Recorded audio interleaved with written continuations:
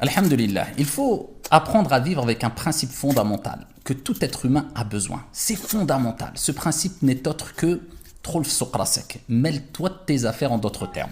Alors je m'appuie sur des textes pour dire cela. Et bien sûr, il y a des détails à apporter parce que quelquefois, on doit se mêler des affaires des autres puisque c'est quelque part nos affaires. Mais dans la règle générale, c'est les gens se mêlent des affaires qui ne les concernent pas. Et aujourd'hui plus qu'hier, puisqu'on a une époque à l'ère des réseaux où les gens sont très curieux, ils ont une curiosité malsaine, ils aiment savoir tout quand il y a un conflit, particulièrement dans les couples, mariage, divorce, dispute interne, etc., entre individus, entre un homme, une femme, entre un homme et un homme, etc.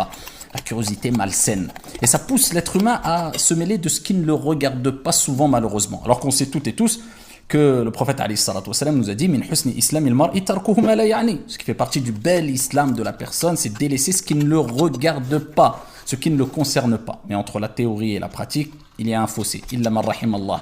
Sauf pour celui à qui Allah azza wa jalla a fait miséricorde. Et je parle pour moi aussi, c'est une exhortation pour moi le premier. Mais il y a un autre hadith très fort, encore plus fort que celui-là. Rapporté par At-Tirmidhi d'après Anas radiyallahu anhu arda. Un homme est décédé à l'époque du prophète alayhi salatu wassalam. Et lorsqu'il est décédé, une personne a dit Abshir bil jannah, je t'annonce ou reçois la bonne nouvelle du paradis.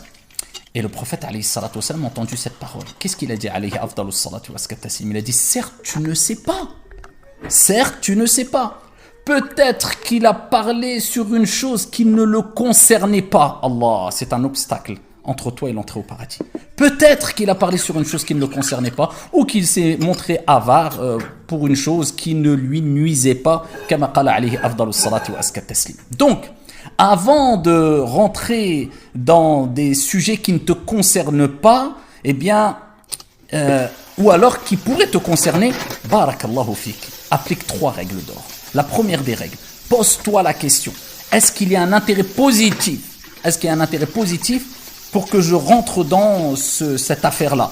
Ou est-ce que, si on veut, est-ce qu'on t'a sonné? Si on t'a pas sonné, et si tu ne vois pas d'intérêt positif de rentrer, c'est-à-dire que tu ne vas pas apporter quelque chose de positif pour rentrer dans l'affaire, continue pas. Si c'est le cas, oui, il y a un intérêt positif pour que tu rentres dans cette affaire. Parce que quelquefois, attention, il y a des intérêts, surtout quand ça concerne la communauté ou une collectivité de manière générale. Par exemple, il y a des individus qui commettent du mal, qui répandent le mal, et personne ne veut les arrêter. Il faut les dénoncer, il faut rentrer dans cette affaire-là si personne ne se charge de s'occuper de cette affaire-là, bien sûr. Je ne parle pas de ces cas-là. Je parle plutôt dans les situations internes, dans des problèmes qui concernent la vie privée, un homme qui divorce avec sa femme, un frère qui se dispute avec un frère, une sœur qui a un petit conflit. Donc ça n'a pas d'impact sur la communauté. Et il n'y a pas d'intérêt que tu rentres dedans. Mais si on va dire il y a un intérêt que tu rentres dedans, ok, passe à la deuxième règle d'or ou la deuxième étape.